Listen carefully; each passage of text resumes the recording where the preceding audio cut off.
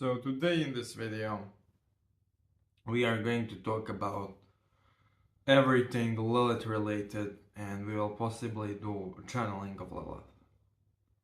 So we need to talk first, who is Lilith? After a lot of investigation of mine into the subject, after a lot of work with her, almost a decade. I started it in 2018, now it's 2024, so it's 8 years.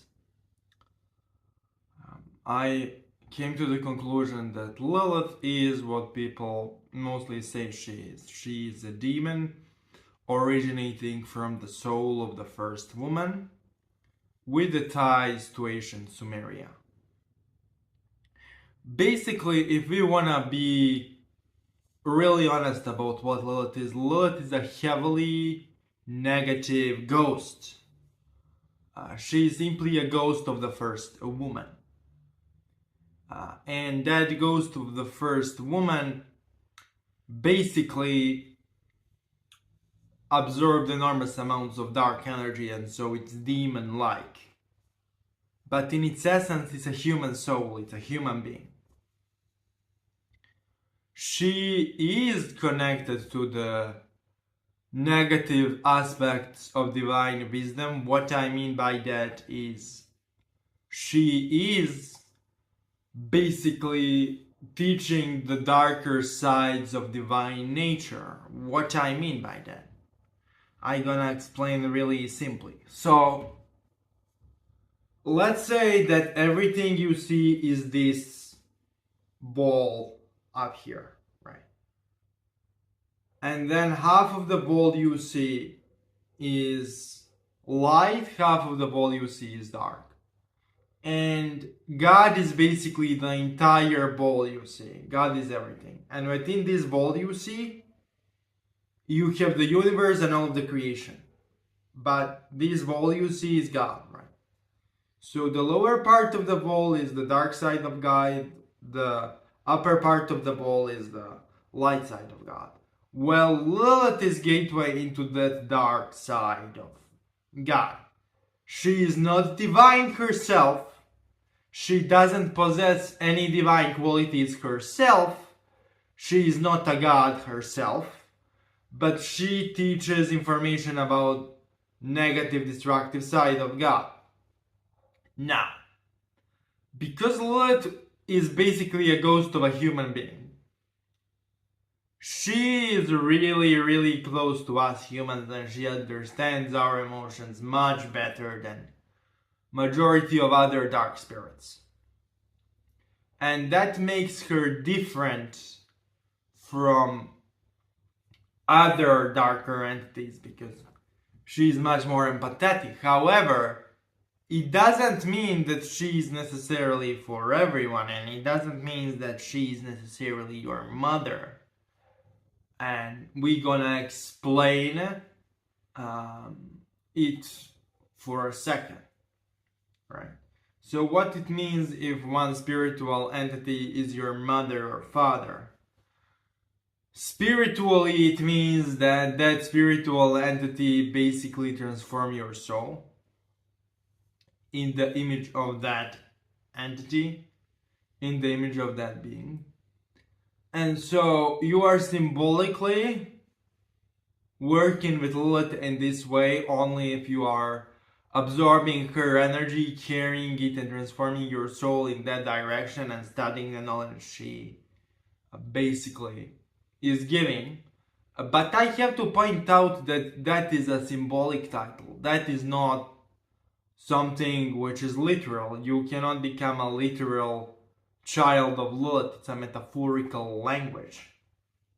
It's a metaphor for the process of spiritual transformation. What I mean by spiritual transformation is replacement of your human spiritual energy with Lilith's energy. That's what I really mean by transformation. That's what I really mean by transforming yourself and becoming symbolical child of Lilith. Now, You don't venerate Lilith as a deity, so you are technically a monotheist because you don't attribute any divine qualities to her. You simply work with her to obtain knowledge, and that is really interesting.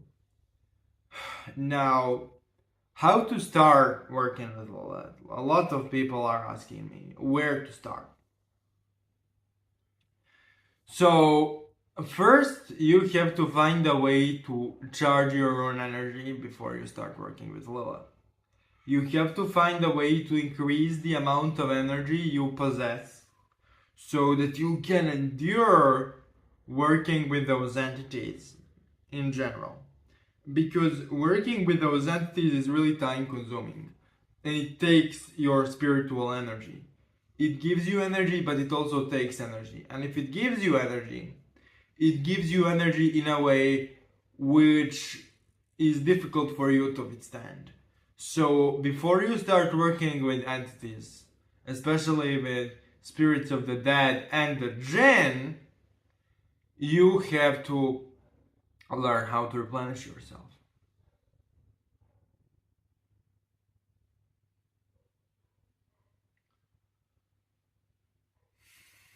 So, I will here give a few methods for you to replenish yourself.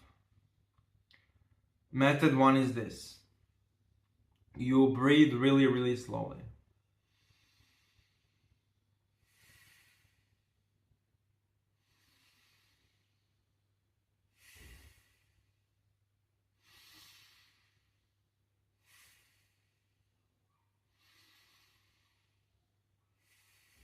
You breathe as slowly as you can. I breathe relatively fast. But the point is to breathe really, really slow until you sink into a form of like a hypnotic trance. Right?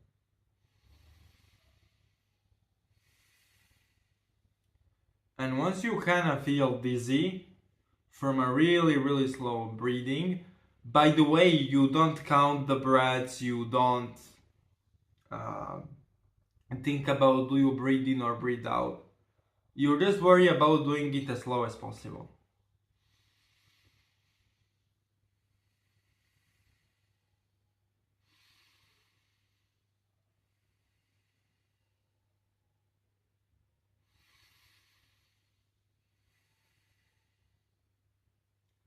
Then you focus on light coming into the top of your head where your crown chakra is, like a beam of light. And that beam of light filling you with light and basically making you radiate light. That's one method. Another method is using Arabic or Hebrew divine names. Now I'm gonna explain what divine names are. Basically, you have one universal source of all creation or God, having many names or attributes. And that one ultimate divine source is basically source of everything. When you pronounce his names or attributes, which are present in Hebrew or Arabic literature, because those two systems are the most concerned with this kind of thing, you are calling the energies of that source. You are calling those energies and you are unifying with them and you are receiving knowledge and insight and mystical experience. Now, what is really interesting is, a lot of people don't want to use those names for ideological reasons because they basically, how to put it, those names and those prayers and that information is incorporated in religion.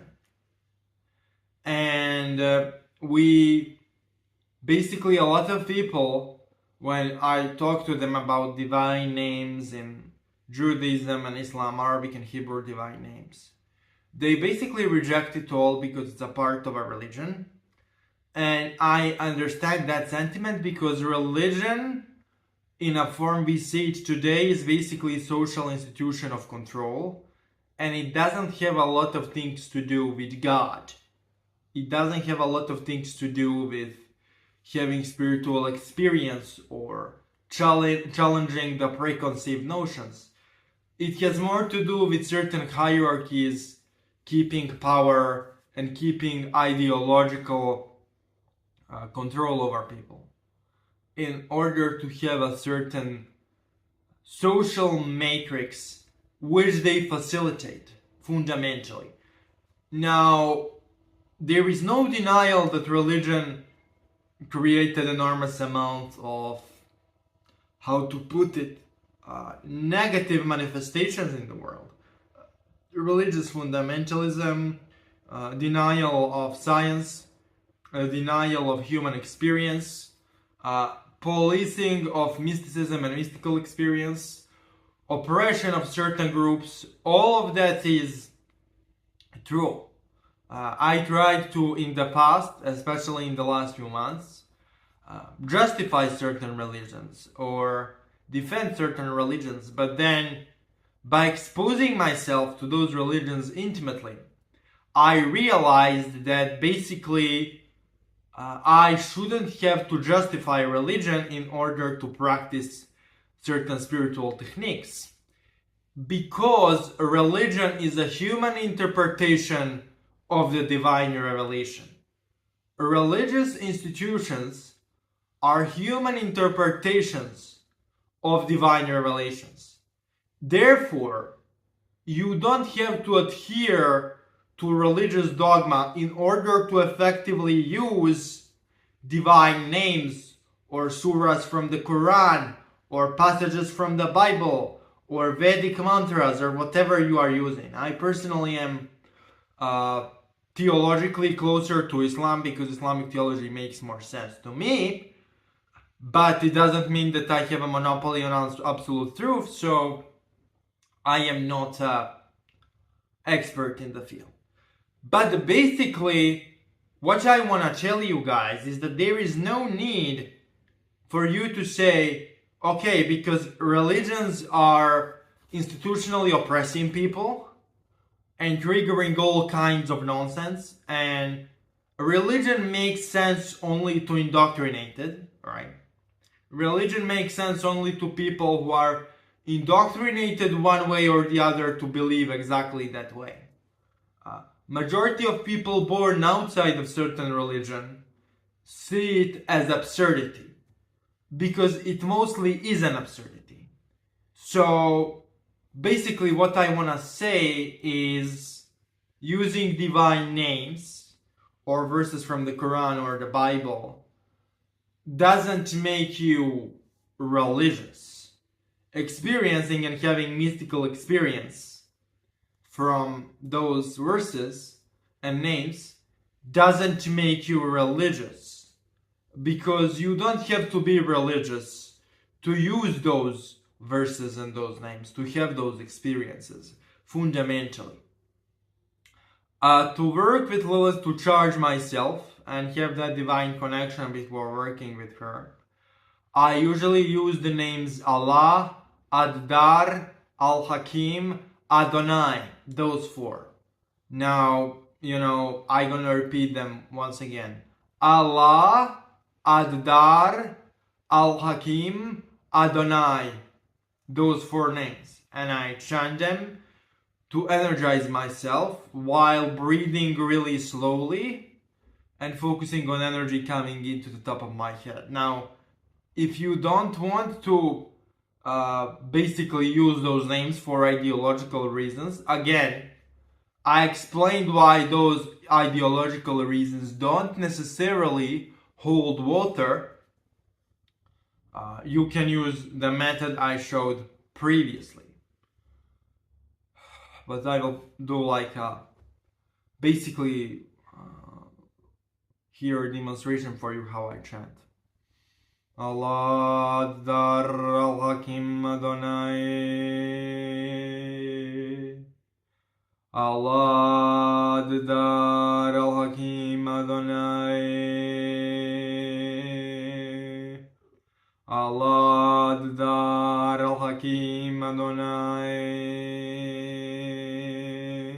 Allah Dar al Hakim Adonai. Allah Dar al Hakim Adonai. Allah Dar al Hakim Adonai.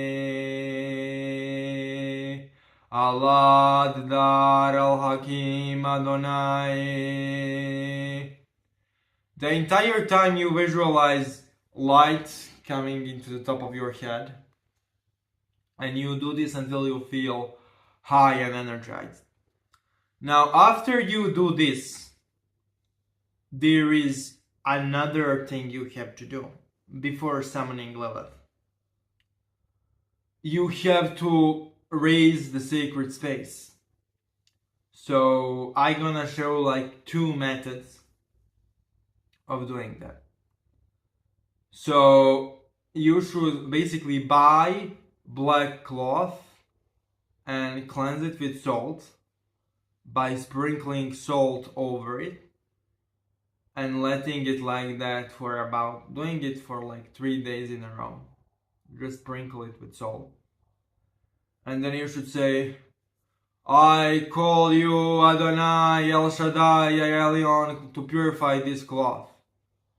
And you should focus on basically light coming into the cloth and cloth radiating light. And you should finish purifying the cloth once the cloth is like in your astral perception radiating energy and being purified.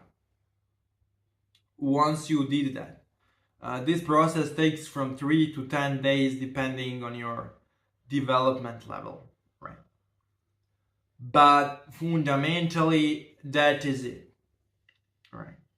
Then you take a cloth and then you draw the circle on the cloth. And then you will write the Hebrew names of Lilith around the circle. And then you will sit in that circle cross-legged.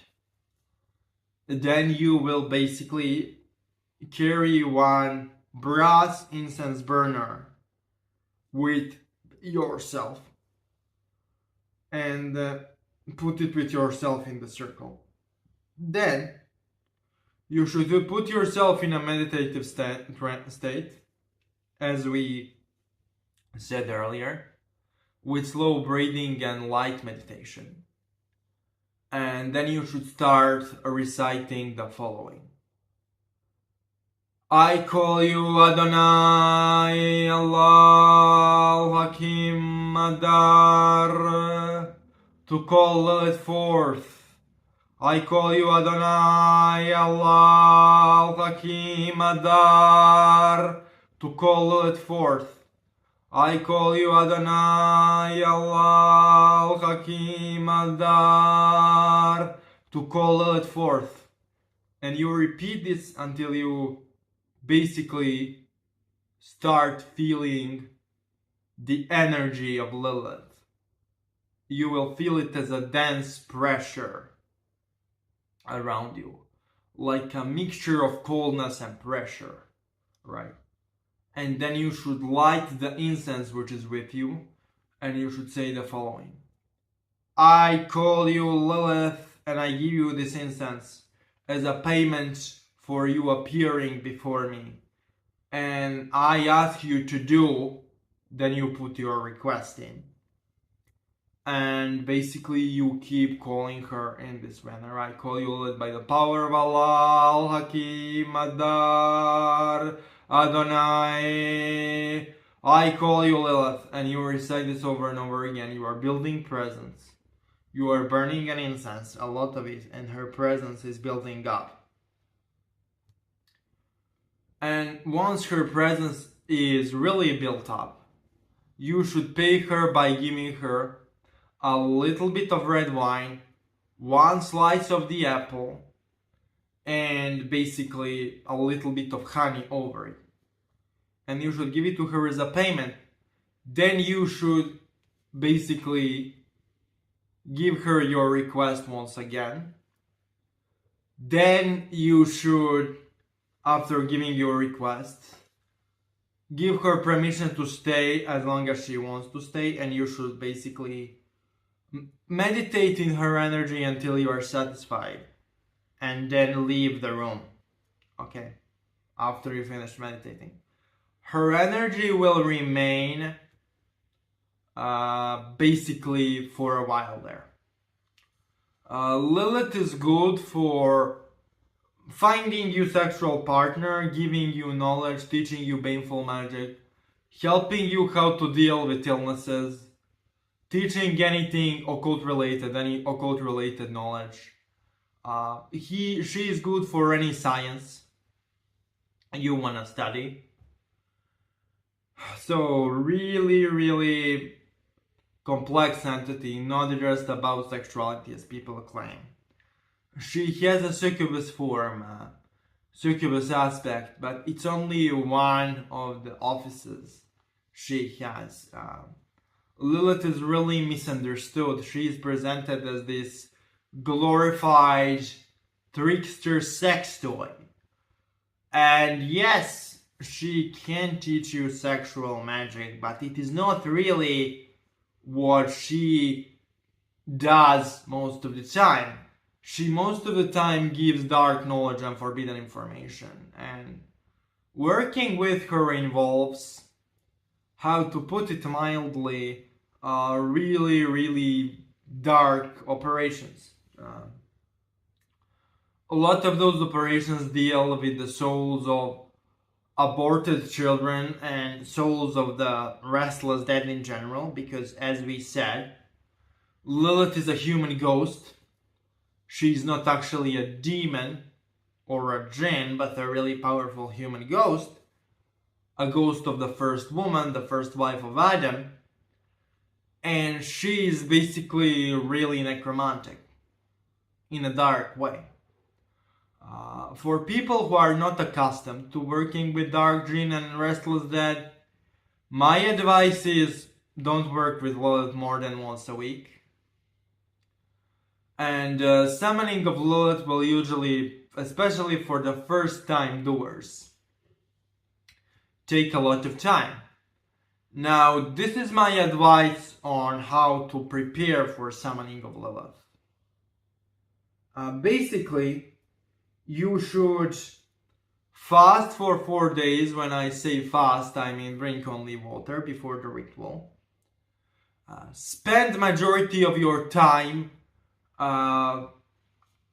in dark room without any light. Take shower beforehand. Avoid all distractions, all of the electronic devices. And while you are in that dark room, you should either focus on light visualization, light descending upon you from above and feeding your aura, from earlier part of the video.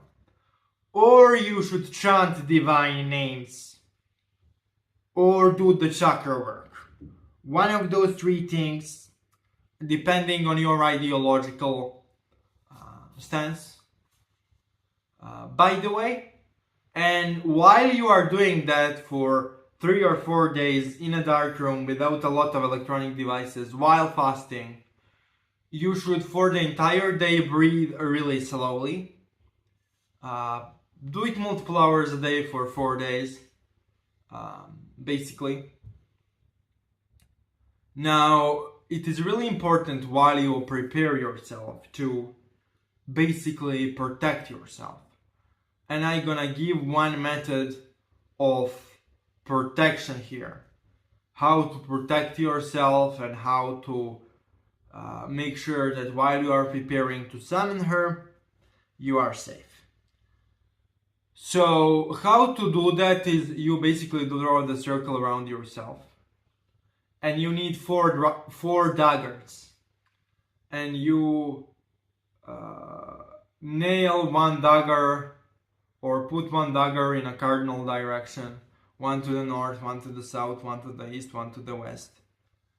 And then you read this prayer while visualizing the ball of light radiating into the edges of the room you are in, and you recite this prayer. I call you Allah, Adonai, El Shaddai, El Elyon, Elohim, Sabaoth, to raise the sacred space in this room. I call you Adonai, Allah, El Shaddai, Elohim, Sabaoth, to raise the sacred space in this room. I call you Adonai, El Shaddai, Elohim, Sabaoth, to raise the sacred space in this room. I call you Adonai, El Shaddai, Elohim, Sabaoth, to raise the sacred space in this room. The entire time you visualize the ball of light above your head, radiating rays into the edges of the room you are in until you can feel the barrier of light energy around the entire room you are in. During the entire oration, which can last up to an hour and a half, you should breathe really, really slowly. That is important, really important. Okay, once you raise sacred space this way, you are ready to do the rest of what I told you with Lilith earlier in the video. But you have to prepare by fasting 4 days, which means drinking only water, and basically doing chakra work or divine names or meditation with light descending upon you in order to energize yourself. But you can use all of those 3 methods at once, or you can basically use only one of the 3 methods depending on your ideological premonition. Again, I explained earlier in the video why those ideological blockages are not necessarily a smart idea, but fundamentally, you are free to do whatever you want to do. Like, I am not a cult leader or something, you are free to disagree. So basically, what you have to understand is that summoning those entities really often is not a good idea. For the first year of your working with Lilith, I advise summoning her no more than once a week and using divine names every single time. Now, if you don't want to use divine names, if you don't want to call her using divine names, you can use following chants. Halelitama Hashadim, Halelitama Hashadim, Halelitama Hashadim, Halelitama Hashadim, over and over again until Lilith comes. Now, using divine names guarantees that imposter spirits will not appear, right? But for those who don't want to use divine names, I have a few pieces of advice. You have to raise the sacred space much more strongly. And by the way, my advice is to summon Lilith on a consecrated circle, which you consecrated, as I said earlier. Now, if you don't want to consecrate the circle using divine names, there is another way to consecrate the circle you sit on while you are summoning Lilith. So another way is you draw a circle with Lilith's name in Hebrew around it. You cleanse it with salt and water, and then you recite the following oration. By the power of the black moon, I consecrate this circle so that it can serve as a vehicle for conjuration of Lilith, the first wife of Adam, and the first restless ghosts, and the screeching owl in the night. Now, while you recite this, you visualize above the circle you are consecrating like a little red moon radiating red light into the circle, and you recite the oration and until you can feel dark red energy emanating from the circle. So This is a method to consecrate the circle for those who basically don't want to use divine names. And you use similar oration to raise the sacred space. I call you Black Moon, the star of the hidden world, to empower the space I am in and raise it as a protection barrier so that I can summon Lilith. While you recite this oration, you visualize a little red moon radiating red light so that you basically feel it and see it radiating its rays into the edges of the room you are in until you feel that red moon energy basically saturating the space you are in and creating a kind of a barrier. Addressing Black Moon is really interesting, and addressing Black Sun directly is really interesting. In my personal experience, those are like invisible energy, how to put it, they are invisible energy generators, like energy bodies, which illuminate the world of the restless ghosts and jinn of the darker kind. They create a form of spiritual light which allows those entities to manifest easier. The reason why I chose Black Moon over a Black Sun is because Black Moon is much easier to absorb. Okay, so in this video we covered 2 ways to consecrate the circle, 2 ways to raise the sacred space, what you have to do to prepare. We covered all of that. How to summon her, with which orations, and with which chants, depending on what your ideological stance is on that.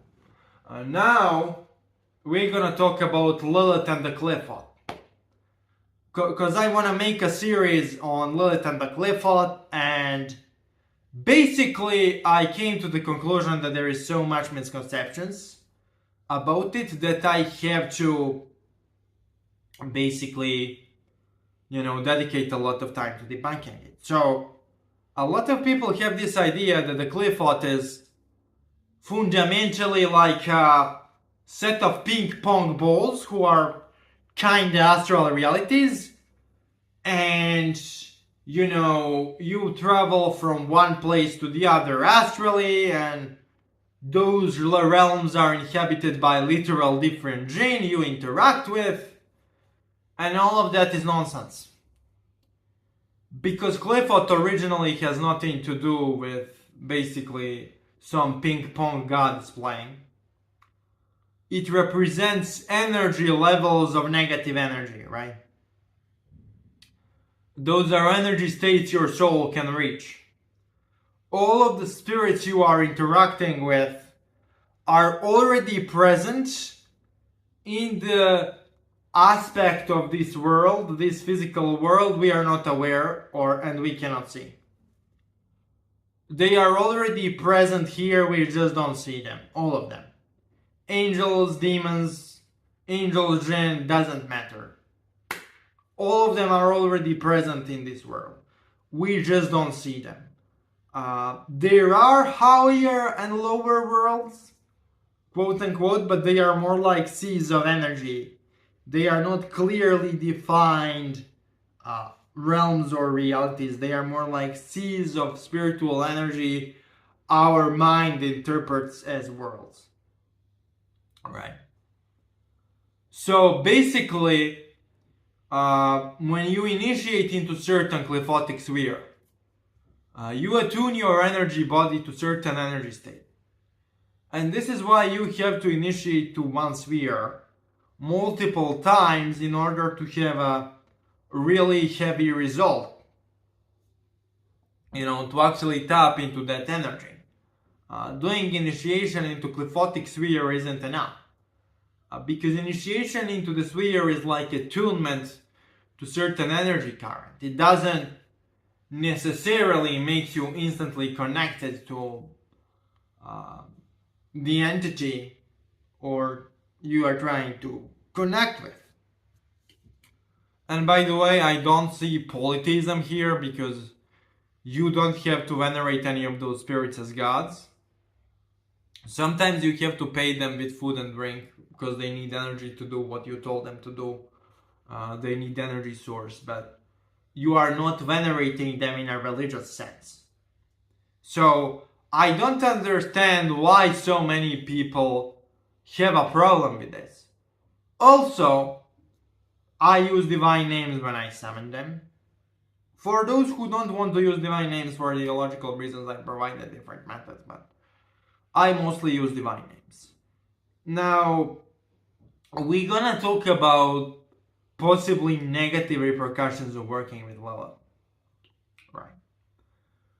So, negative repercussions of working with Lilith are basically you can become overwhelmed with negative energy, you can get sick, you can start having really intense visions of those dark worlds you can't handle. Your sex drive goes through the roof and becomes difficult to control. All of that is a symptom of you absorbing too much of Lilith's energy too quickly. So my advice to everyone is to basically, how to put it? My advice to everyone is to work with Lilith once a week for the first year. After you make initial contact, for the rest of the week, you should just meditate, focus on the light descending upon you, vibrate divine names, pray, do whatever activity replenishes your spiritual energy. Okay? And basically, in order to avoid imposters / spirits who are pretending to be Lilith but are not, or in order to avoid simply lower familiars of Lilith showing up and not higher ranking Lilith showing up like an actual Lilith, you have to basically summon her for a long time every time you summon her. To summon her really intensely, it takes from an hour and a half to 3 hours. And you have to fast, and you have to, during the fast, prepare as I described earlier in the video. Okay. Now there is a topic of blood payment to Lilith and seed payment to Lilith. I don't advise offering your blood and seed to Lilith unless you have to pay her, unless you have really close connection with her. And I advise you to do that after the years of work with her. That's not something for you to basically just do as soon as you start working. Okay. Now we're gonna talk about basically connection between Lilith and succubi. So what are succubi? Those are usually souls of dead people who absorbed an enormous amount of negative energy and became semi-genic. Those are succubi under Lilith, and this is why they are really close to us humans emotionally. They inhabit more human characteristics than majority even genic spirits. And definitely more than majority of angels, because majority of them were once human in my experience. And lore agrees with me that those spirits have semi-human origins. That Lilith is a ghost of the first woman, and any entity related to Lilith has a semi-human origin. So it's a twister form of ancestor work to me. Because Lilith is eschatologically connected to all of us. She is a twisted reflection of first woman, of womanhood itself. And so, as dark, as dangerous as she is, there is something deeply human, deeply close to us in her. she doesn't have that alien vibe as the rest of the genic and semi-genic dark entities have. There is something deeply human about her. So fundamentally, my advice is you should really stay away from any succubi spirits until you have at least 3 years of work with entities under your belt, of different jinn angels. My advice to prepare for work with Lilith is also to reach out to Harut and Marut, the 2 angels of magic. And so I will put Harut and Marut video as an extension of this one. Actually, no, I will just give you a simple way to call Harut and Marut. I will give you a chant to call Harut and Marut, the 2 angels. Angelic energy is different than restless dead and genic energy. Angelic energy is much more invigorating and replenishing than the genic one. So this is the chant you use to call Harut and Marut in the sacred space. Harut Marut Amartano, Harut Marut Amartano, Harut Marut Amartano, Harut Marut Amartano, Harut Harut Amartano, Harut Harut Amartano, Harut Harut Amartano. Those spirits, 2 angels, Harut and Marut, the 2 angels of magic, don't necessarily ask for offerings, so offerings are not necessary. Payment in food and drink is not necessary to angels. Fasting is recommended before working with the angels for the first time. Procedure for fasting and preparation is almost identical to Lilith summoning. The only difference is if you do angel conjuration, my advice is to basically anoint yourself and sprinkle yourself with the really good smelling incenses. You need to smell really good for angels. That's the only advice I have. And you also have to raise the sacred space heavily before you start chanting. Now, for those of you who want to summon Harut and Marut with the divine names, I personally use the 2 divine names to summon Harut and Marut, Al-Aziz and Al-Malik. So I'm gonna do a demonstration. By the power of Al-Aziz and Al-Malik, I call you angels Harut and Marut. By the power of Al-Aziz and Al-Malik, I call you 2 angels Harut and Marut. By the power of Al-Aziz and Al-Malik, I call you 2 angels Harut and Marut. So basically, you recite this in the similar condition I described for Lilith summoning. You don't need a special circle for this, just well-raised sacred space through one of the methods I provided. And basically, once angels come up, you should tell them to basically empower you and prepare you for work with Lilith because you want to work with her. And they will give you all of the energy you need and all of the advice you need indirectly regarding summoning of Lilith and preparation for the summoning and what are the best ways. We also gonna answer now some questions asked by a few dear friends of mine who helped me prepare information for this video. So people are asking me, what is the strong way to summon Lilith quickly? Now we have to define what is a strong way to summon Lilith according to the questioner. The questioner referred to summoning Lilith to the point that you can feel her energy strongly. The thing is, it depends on multiple factors. It depends on actually 3 factors. The first factor is what is your state of mind when you are summoning. The second factor is how much energy you invested into the summoning. And the third factor is, is it really necessary? So when you are summoning Lilith, you have to understand that She usually shows to people only as much as they can handle, unless they invest a lot of energy. Therefore, to feel Lilith really, really strongly, you either have to give her a lot of payment in a form of physical food, or you have to have a strong relationship with her for a really long time, or you have to perform a single ritual to her which will last around a month in an isolated space, basically wilderness, in order to communicate with her. All of those things are extremely time consuming and resource intensive.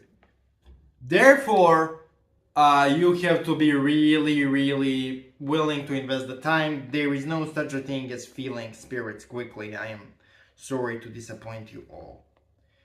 Another question I got is a quick way to develop astral senses with Lilith. Now, I have to give a disclaimer here. There is a way to open astral senses with Lilith faster. However, I have to inform you about the drawbacks, and I ask you to please use this method really, really carefully. Okay? Use it really, really carefully. So, there is like a preparation for this, which I'm gonna teach you here. This preparation is constructed with the assistance of Harut and Marut and Azazel and Lilith. So with the assistance of those 4 intelligences. However, I ask you to do this with a really big caution, because this is dangerous and I'm gonna guide you through the entire procedure. But I am telling you this so that you have the information, but you should use this only if you basically have your astral senses open to a particular degree. You are already able to feel spirits to a degree. You already know how to raise the sacred space. You are mentally stable and you are ready to take a risk. This is risky and can have many negative side effects. Okay. The entire procedure to open astral senses with Lilith basically is 10 days. So this entire procedure is 10 days. You have to be isolated in a room for majority of the day, in a relatively dark, clean place with no electricity. For the first 5 days, the only thing you are supposed to do is to chant divine name Adadar, Adadar, Adadar, Adadar, Adadar, Adadar, over and over again. And the dark energy will build up. A really powerful dark energy will build up after 5 days of chanting this name. And then at the end of the 5th day, you will ask the servants of the name to empower you in order to summon Lilith for the purpose of opening your astral senses. Right? Then, on day 6, by the way, because you are basically on a retreat for 10 days, you should eat just like grains and small amounts of food, because you can't like eat nothing for 10 days. That's like health hazard. But like you eat just small amounts of food and you are closed in a room, and for the 5 days of being closed you are just chanting Adar, and at the end of day 5, when you build up a lot of energy through chanting, you ask the servants of the name to empower you for the purpose of summoning Lilith for opening astral senses. Then basically after you have done this, then you just recite, by the power of Adar I call you Lilith, and you do this for 5 days too, in the same room. And then when Lilith comes, really intensely, after the end of day 5, you should tell her the following. I call you Lilith to vampirize with me so and so individual, through my third eye so it can open, right? And I also ask my black flame to process the energy.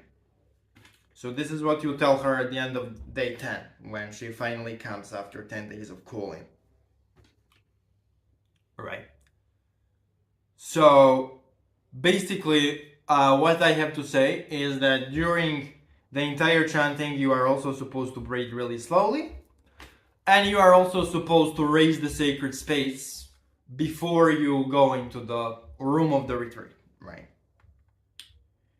So you tell to Lilith when she appears after the end of day 10, I call you Lilith by the power of Adar to vampirize through my third eye, so and so individual, and I call my black flame to process the energy.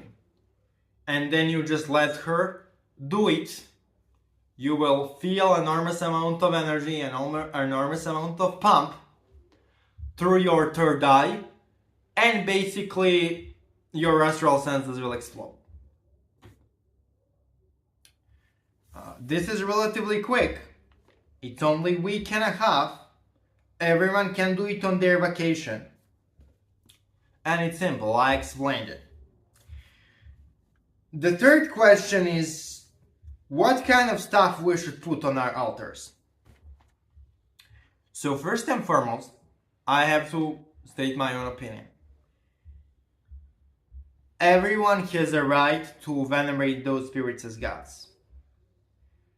To be a polytheist if they want to do that. I disagree with that. I think we live in a monotheistic reality in which there is only one source and multitude of created beings. Now, should you have a place where you leave payments to those spirits? The answer is yes. Should you give things to those spirits because you think they are above you and beyond you? The answer is no. So I disagree fundamentally with the concept of altars. I think you shouldn't dedicate your space to them just because you think they are above you and you worship them. That is wrong. Should you give them things in return for their work? The answer is yes. If you are asking me how to build an altar, if everyone asks me how to build an altar, I disagree with building altars. But if everyone asks me how to give them things, I'm gonna tell you how to give them payment for their work. And this is going to be a little bit elaborate thing. I'm going to elaborate here everything about it. It's gonna be a little bit of a longer thing, but I really have to take my time and answer this because a lot of people are expecting like a quick summary. Unfortunately, there is no such a thing as quick summary, and I'm going to basically kill a lot of sacred cows here. Should you give payment to spirits you work with, to jinn you work with, to angels you work with in your own house? The answer is mostly no. Ideal place to pay spirits is nature, not house. Because a lot of people live in the cities, so they cannot go to nature often, I will explain how to give it in your house. If you don't want to have a special place to give jinn offerings, to give them payment for their work, a really simple thing you can do is you can simply summon the jinn you work with, if it's a darker jinn, in your bathroom, and then you can give them things there. You don't have to have an altar. Or trading place, actually. Altar is a shitty word, so I'm not gonna use it. You don't have to have trading place in your house. If you wanna have special designated trading place in your house, despite the fact that it's not necessary, for Lilith specifically, white candles, So you put 2 white candles on each side of the table, and you put her name in Hebrew on it. Regarding sigils, you don't have to use them. I think Hebrew name is better, because the entire reason why people use sigils is those sigils were originally supposed to be made of certain metals, which we don't have mostly. Those sigils are originally supposed to be made of particular metals. If you just draw them, the effect will be 10 times bigger. I wouldn't bother making a metal sigil of the corresponding metal, because it has to be consecrated in a corresponding way, and it's a completely different science. Just use a Hebrew name. Roses are cool. Strong alcohols are cool, because the darker jinn enjoy them.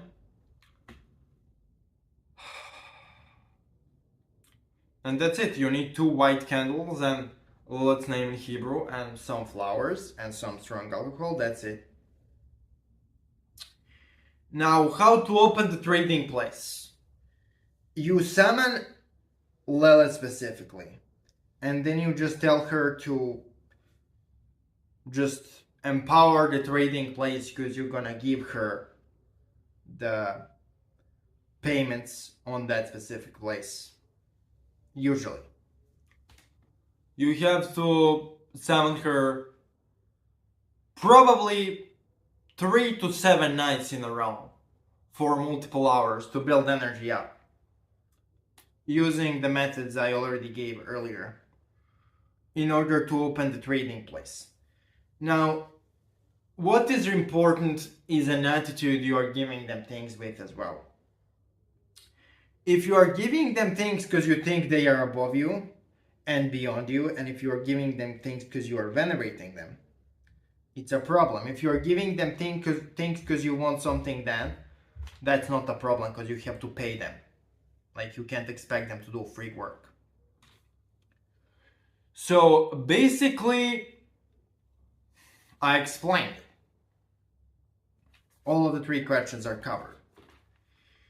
Now, there is one last thing I have to explain for the sake of this video. Is that a lot of people do not understand when I say that Lilith corresponds to illness and plague. A lot of people don't understand what it means. They don't understand what it takes. And I'm gonna tell you what it means. I'm gonna tell you what it takes, because people don't understand. When you summon her really intensely, you can get sick. In order to avoid getting sick, you have to have a lot of energy. That's why I always advise people to absorb a lot of energy before summoning her. She doesn't make you sick because she wants you to die, but because her energy is heavily necromantic. And so, because we are not accustomed to that great amount of that energy, majority of people get sick. If you are serious person who works with those darker jinn for years, you will probably not get sick because you developed resistance. But most of the people will get sick because they don't have strong enough resistance. Okay. So this is a serious thing. I ask you to not ignore this. Also, I warn you against abusing astral senses opening method I gave. Don't use it on innocent people, and don't forget to open up and push all of that energy into your black flame to purify. You just have to tell Lilith to push all of the energy into the black flame, and she will do it. Don't take any energy from any animal or a human without putting it through your black flame, and use this knowledge of destructive spiritual sciences to eliminate people which should be eliminated. Eliminate murderers, rapists, pedophiles, etc. Don't try to eliminate your neighbor because he told you are a piece of shit. Because you probably are. We are all pieces of shit. We are all fundamentally flawed. So sometimes we are not ideal people. And my intention is not for you to abuse this information, but I think we have to have this information in order to defend ourselves. We live in a really cruel time, and a lot of us are not able to physically defend ourselves and correct the injustices we live under. And so because we are not able to physically fight for justice, we have to fight for justice spiritually, using morally neutral creations of God to assist us. Because spirits we are summoning, jinn we are summoning are morally neutral. Every jinn we are working with is morally neutral.